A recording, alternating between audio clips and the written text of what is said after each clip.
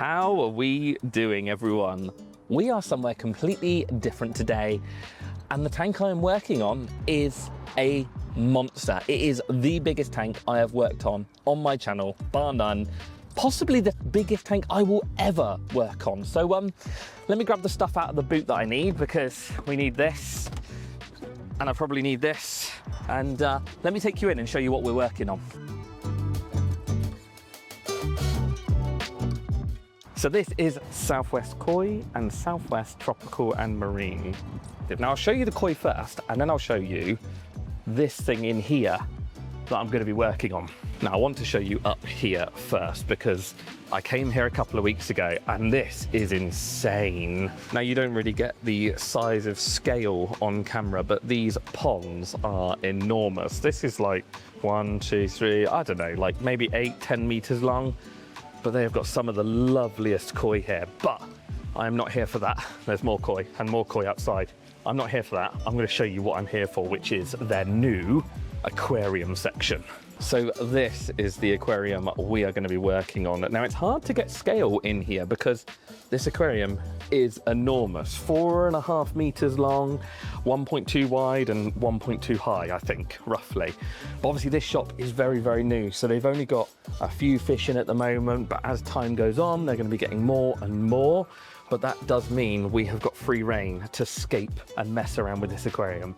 So they asked me what I wanted, and I got them to get all these awesome pieces of wood. Now, there is lots. That's just a handful of them. There's more over on this side here. And the thought is to do some sort of flooded forest. Now, one of the hardest things with this tank is actually aquascaping it. So where the camera is now and where you're looking in from is actually the front door of the shop, and you can see this like cave structure that they've built to give it proper theatre. Absolutely love that. But this is going to be the main viewing pane, which means I've got to aquascape it with that in mind. I can't fill this end with wood because it just won't look very good. You won't be able to see in the tank, and we want to bring people into the shop. So the plan will be to start low here, bits of wood, maybe some fallen trees, and then as I get further back through this aquarium is to have the trees standing up, and then essentially to get more imposing, I think, and that will then scale it from front to back. The other issue I've got is obviously it is viewable from the sides. So once you get into the shop, I don't want to block off the views from the sides with all the pieces of wood. So it's going to be a challenging one. Not only is it absolutely enormous, not only do I have to climb in it to scape it, it's got some scaping technicalities and issues to do as well. So I guess we better start and get some of this wood into the aquarium. Now you might notice it's really blue behind me, and then actually the other side of the camera it's really like white and black. That's because that side is going to be salt water, this side is going to be fresh water, and luckily this is going to be fresh water. Otherwise that would be a lot of rock that would need to go in here. But let's get some of these bits of wood in and see where we get going.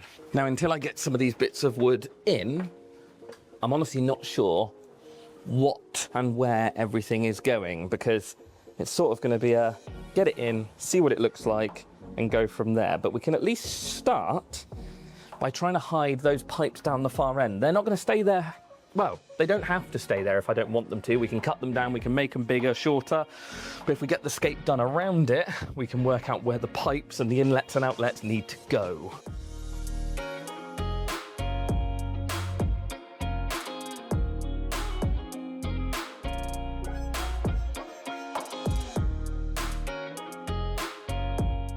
It's not every day you get to sit inside a 4.5 meter aquarium. So yeah, these bits of wood here are probably going to go sort of where I'm stood, I think.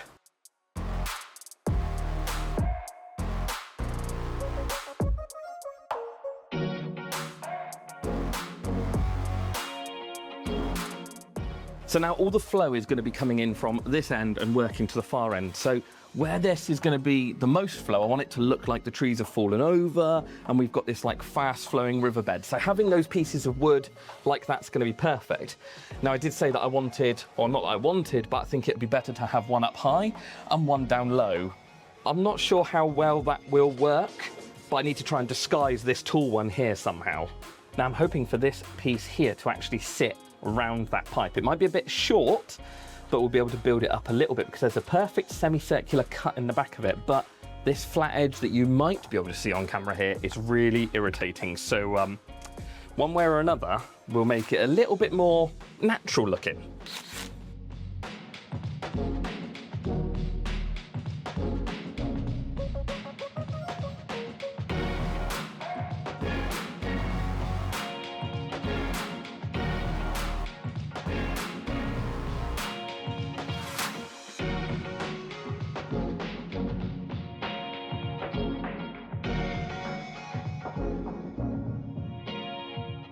So this first bit that I pulled out might be ideal.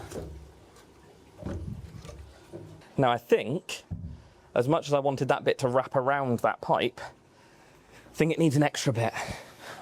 Oh my word, I'm gonna get my steps in today climbing over this. Ah.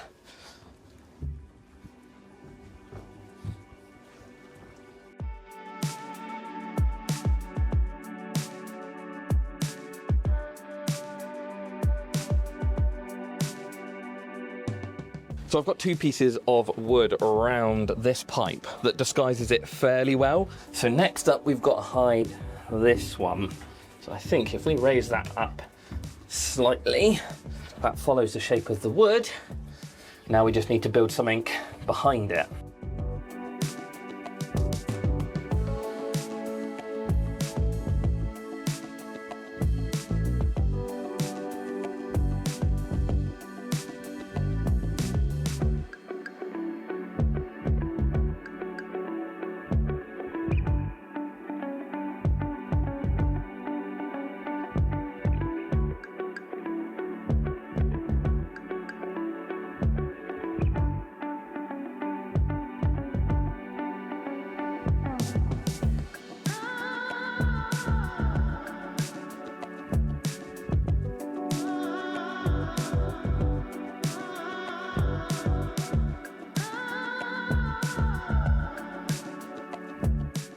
So next up we need to try and build some of our trees. So we've got these slate pieces that I'm gonna stick the trees to. Now this is probably the worst one because it's really, really angled and it's gonna have a lot of weight trying to pull it over. But if we drill through the bottom, chuck a zip tie through, zip tie it to the piece of slate, and then tons and tons of glue just to stick it down.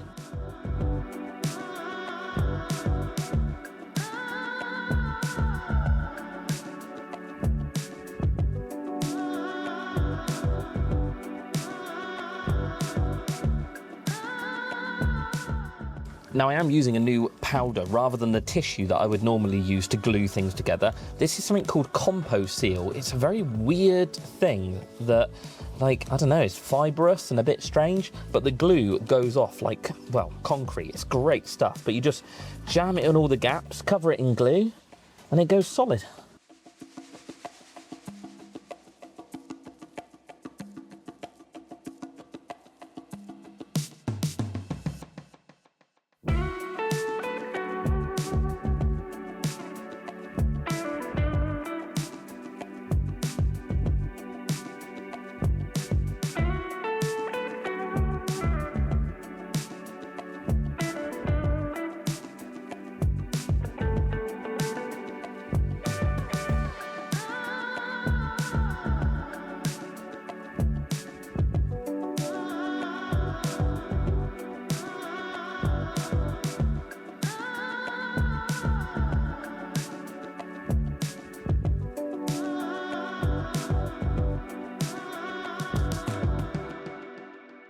So the main imposing pieces of wood are in halfway up the tank. We've still got pretty much the other half to go. Not that you can see me, but you can see what I'm doing with the tank.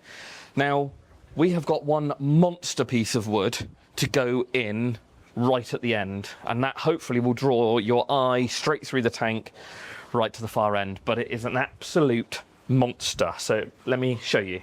So yeah, we're here, we're through, everything's glued and everything's stuck on, so I think we're good. We do have to do a lot more gluing, but this is the monster piece. I don't know if I've already shown you, but this thing is enormous. So I want that to go like here.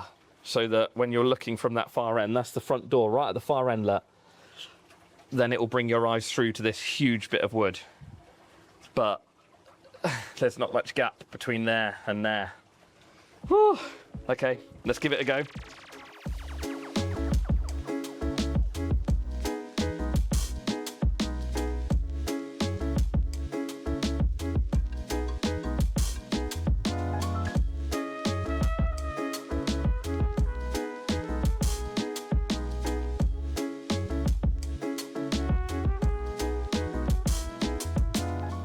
So even though that last bit to go in is a bit of a different type of wood, I actually like it because it sort of gives you that riverbed, open water swimming area, all the way up to the roots of a big tree that's hiding at that end. Because once you come down here and actually look at how you're going to enter the shop, you've got that sort of gradual slope from these bits here that are lower down, building up all the way to the top, right at the back. So that's going to give nice hiding spaces right at the back for maybe some smaller fish, and then some big open water swimming area here. So yeah, I think we're getting there. For the big bits, we're nearly done. I think we need one or two sort of bits in here somewhere, but then I think we are pretty much there. And then it's the job of putting stones and bits of wood all the way around these bases to sort of blend them out into the sand. So day one is going so far so well.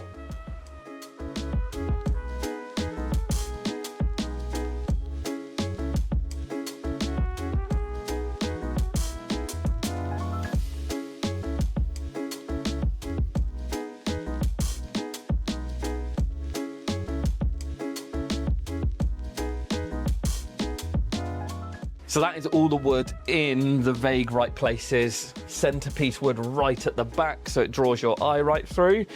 Now I've got to start using all of these little pieces to join the bits of wood together, to make them blend, to use these as roots. So hopefully, fingers crossed, it's a bit of a fiddly job, but yeah, 40 or 50 little bits of wood to make the trees look like they're rooted. Right, let's crack on. So we'll start off with this little one here, because actually this is the easiest one. All the wood's in place. We just need to get a few extra rocks and maybe an extra bit of wood to tie it all together.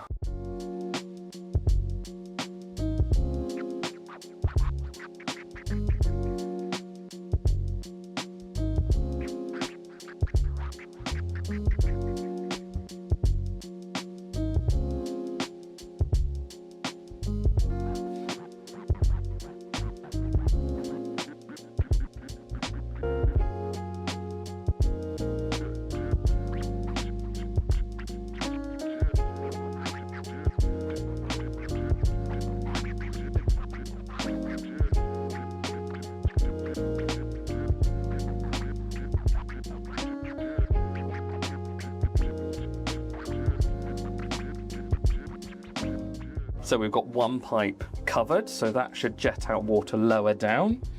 Now we need to do this one, which this piece and this piece hopefully will cover. But again, lots of gluing, lots of sticking, trying to get this to stay covered.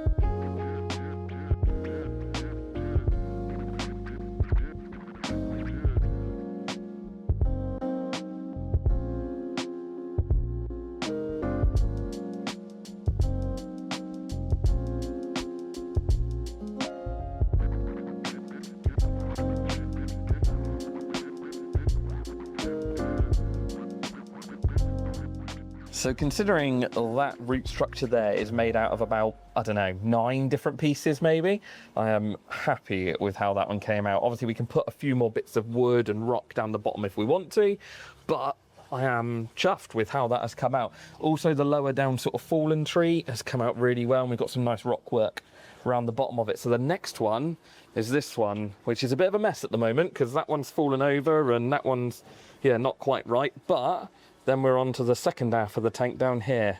And I think that's tomorrow's job, but I reckon we can get that one done before the end of the day.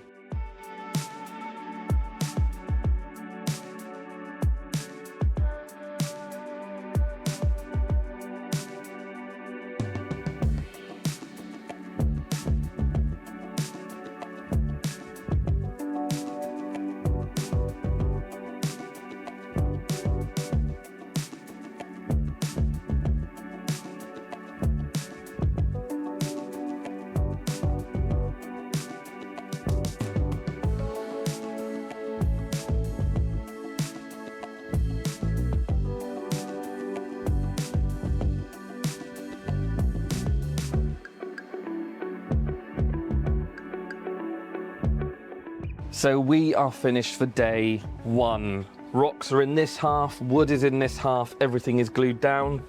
Tomorrow it's going to be that half and making essentially the tree structures that's going to be the backdrop for this lower end. It's been fairly hot, to be honest. It's about 5 degrees hotter in there than it is out here. So anyway, I'll bring you all back tomorrow when I'm climbing back in the tank and doing a lot more gluing and rocking. We are back for day 2, so well, I'm just going to crack on because we've got the wood in place. It's just getting all the rock that is underneath this tank into this tank, which is going to be a bit of a task.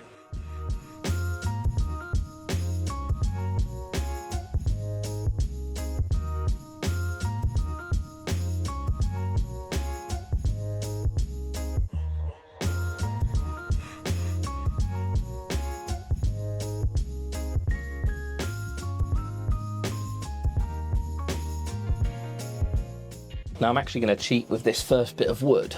I'm just going to zip tie it to the bracing bar while I get the gluing done, because it seems like it wants to wobble about. But that way, that'll hold that in.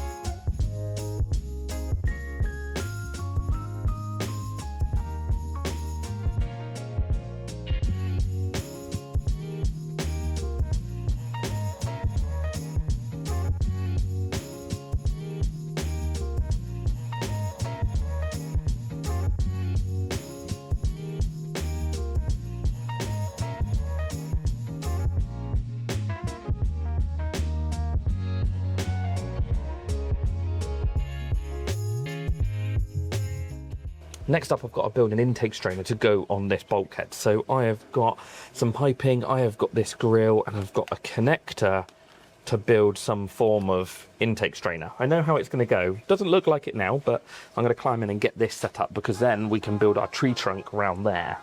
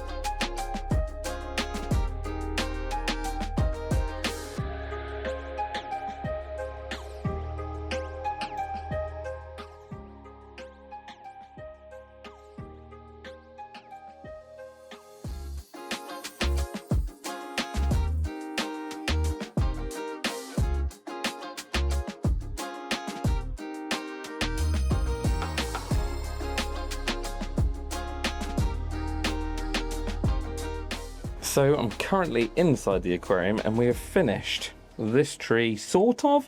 Probably a few more roots and maybe some more rocks, but I want to leave myself space because I've got to get back in here. Actually, saying that, I've glued all of that, so yeah, just a few more rocks and bits once we get the sand in to sort of blend it out into the sand. And we have also made our fake tree stump, what would you call it, filter grill hide. Filter grill's down in the center, you can still get it out, but that is ideal. So where I'm currently sat, another tree needs to go, so I need to get out of the way and try and find some space somewhere over there.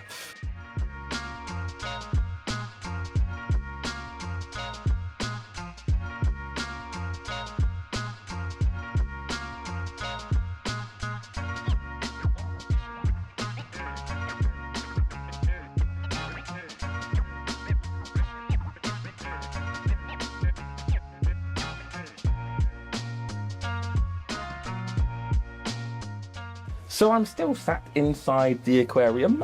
We have come a long way. So all of that is fully scaped pretty much until we get some sand and maybe a few scatter stones in here.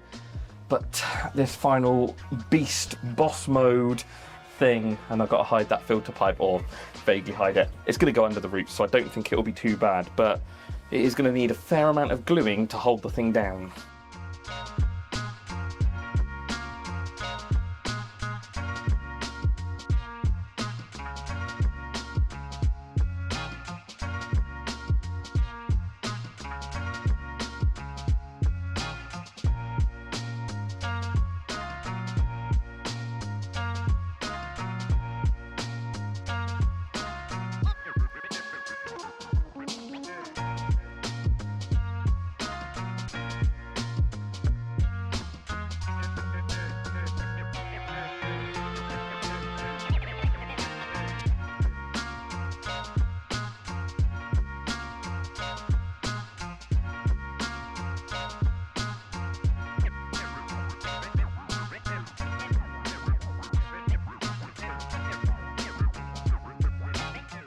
The hardscape is done. That was really hot. It's really quite nice and pleasant out here. It's like 10 degrees hotter in there, but I am really happy with it, how it has all come out. We just need to get the sand in. I don't know if we're going to put scatter gravel in, because I'm thinking we're going to get some big earth eaters in here. So yeah, I think we're going to leave it without scatter gravel. We are just going to get a nice clean bed of sand. And then I have been chatting to them about doing just a few pots of Anubias, which I've got at home. So I think I'll be back tomorrow to plant it up, but not too much. We're not going to go overboard. But anyway, I've got 120 kilos of sand to lift up and pour into this tank.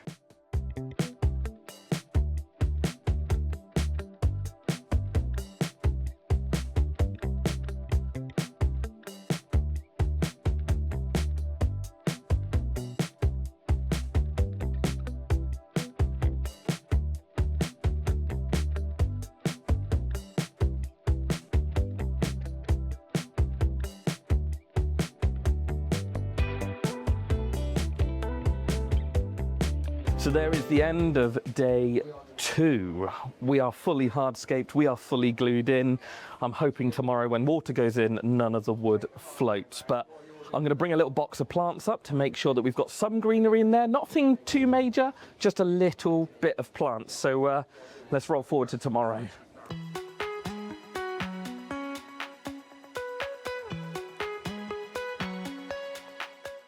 So essentially I've brought up just a load of different epiphytes. We've got Anubias batari, we've got Anubias nana, I think there's some hastifolia in here. It's just a big selection of all epiphyte plants that we're going to chuck in little groups in different areas of the tank. So looks like I'm prepping plants for the next hour or so.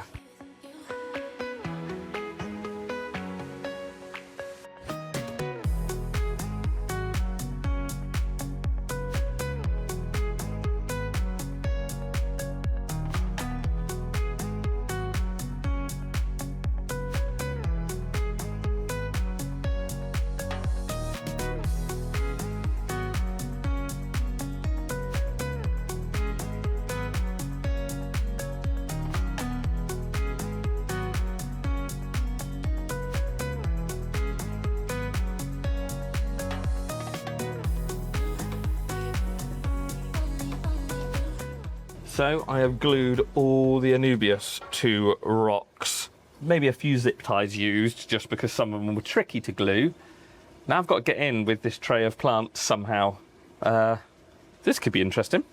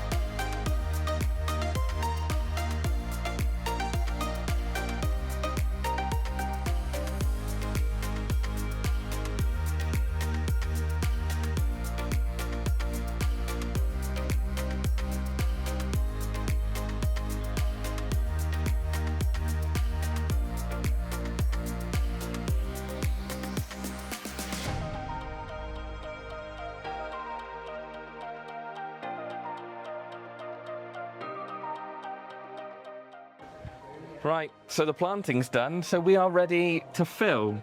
Thank you. No one can see because it's really dark, but James the Koi Whisperer is here from YouTube as well, but he's not appeared on this one yet. Well, I'm ready to fill up. Shall I leave it? Are we turning on? I don't want to look down the hose pipe. I'll just stand here.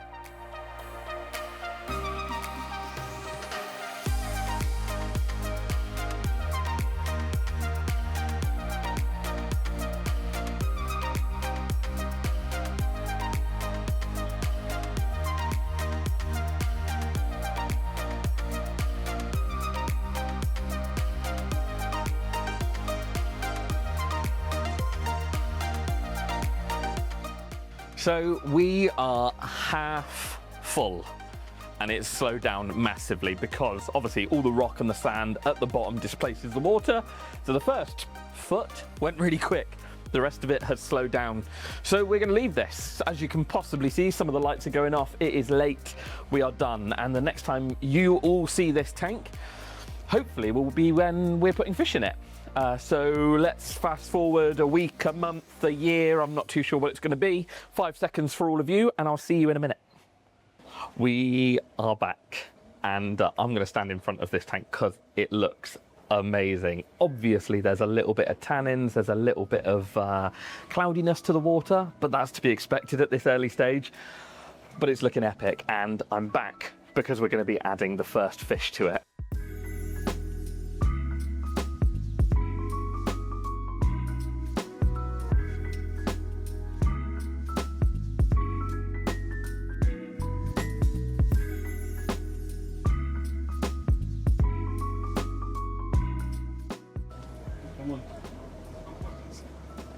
I suppose we better acclimatize some fish.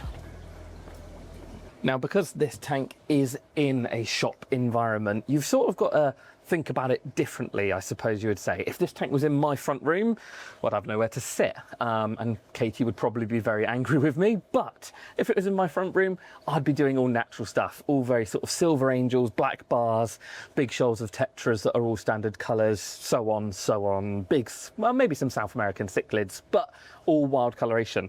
What we've done in here to keep it interesting and exciting and make everyone sort of look at it and find it interesting, we have gone for some man-made colours in here. So, well, actually, let me grab some bags out and I'll show you. So we still do have some natural coloured fish in here. I'm just trying to see where everyone is in here. So, yeah, we've got, I don't know if you're going to be able to see, but some really nice wild coloured angels. But then on the other end of the spectrum, we have some things like gold severums, which will go a lovely bright yellow colour. In here as well, I spotted earlier, were some amazing angels. They're the standard silver wild ones. Oh, there we go. So there's a yellow-headed one in there. And there was also a koi one in here that had a bright red head. So yeah, there is a good mix of fish to be going in here. Just got to try and work out how I'm going to acclimatize them all, which could be interesting.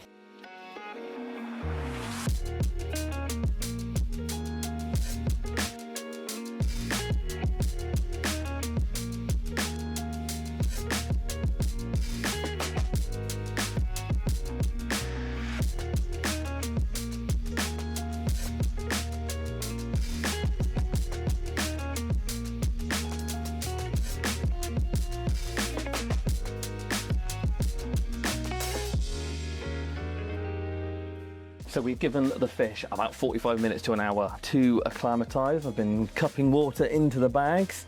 Everyone seems chilled out, everyone seems happy. So I suppose I better net them into this, but that's a lot of fish to net in. Obviously, seems like a lot of fish, but actually for this enormous tank, it's really not that many. Now, there is going to be no easy way to do this other than netting and scooping. Obviously, they're all temperature acclimatized, they're all water parameter acclimatized now.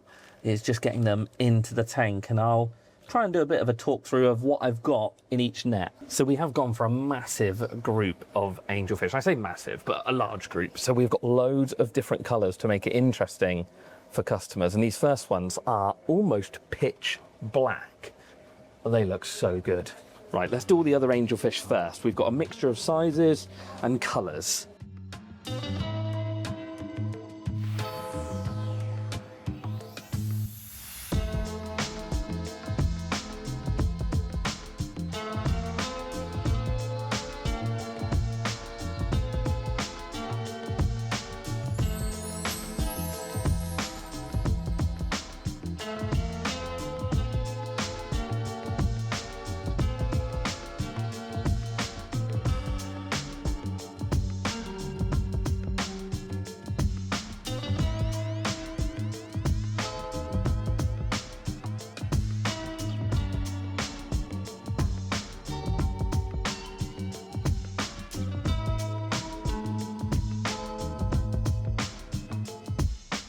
So all the angels are in. They look amazing. They actually sent us 10 more than we ordered. I don't know why, but we've put them in there for the time being. We can catch them out at a later date if we need to. But that big shoaling group of angelfish in there looks amazing. So next, well, let's get some severums in there because we've got some yellows and we've got some reds. So first up, we have got a red spotted severum. So once these grow up, they're dinky at the moment, but once they get bigger and bigger, they'll get this sort of size and be bright red and absolutely stunning. So they're going to look really good hiding in amongst the wood and rocks while they're juvenile, and then they'll be up in the tops once they're older. And then we also have some golden severums, which again, will get quite chunky and will be a really nice hit of colour. And then lastly, we have some big shoals of tetras. Now, we have got in here an amazing group of Colombian tetras. So they'll get reds and blues and will look amazing once they're older. That just adds something to the top of that tank. Now, I wasn't going to add any albino fish, but these albino Buenos Aires are going to look amazing when they're older. And then the last fish we got to go in here is some standard Buenos Aires.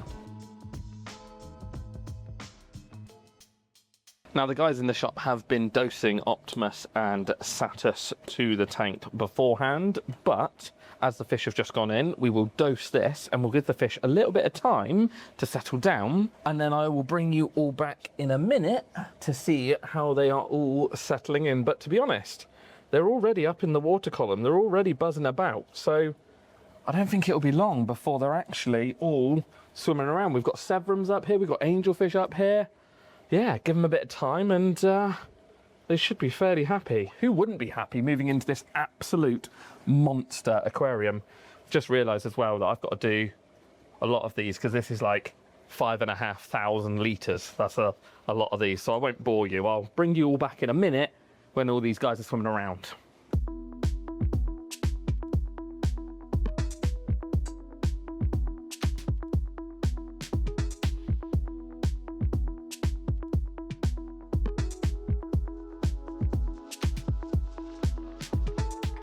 So we are finished with the 5,500 litre aquarium build at Southwest Tropical and Marine, and it has been amazing, great fun. So the whole plan for this tank was to keep it a lot more open so that those things like the yellow severums and the red severums, once they start growing up, will have space to swim in and out.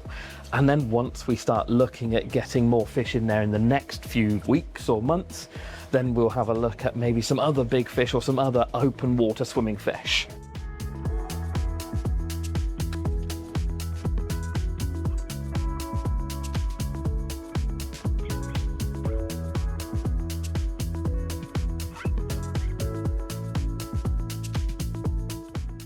Now, one thing to mention on those tetras is they can be a little bit nippy sometimes, but there is a vast difference between keeping 5 tetras and 1 angelfish in a 150 litre aquarium to keeping 25 angelfish and 50 of each tetra in a tank that's 5,500 litres, because, well, they've just got the space to act natural. If you watch how these tetras are balling up and swimming as a group and sort of almost trying to divert themselves around the angelfish, then you see that natural behaviour coming through.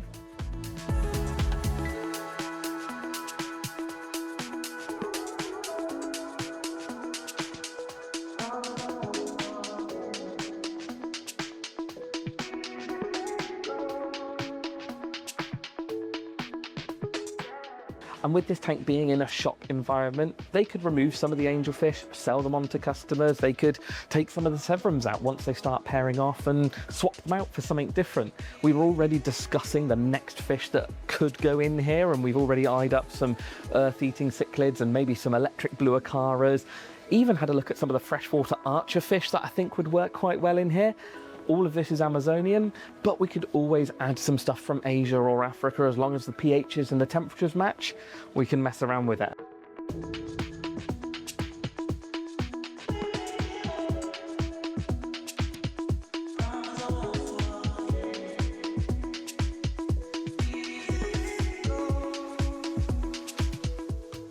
I am also extremely happy how I managed to hide the pipework and the inlets and the outlets with just the wood.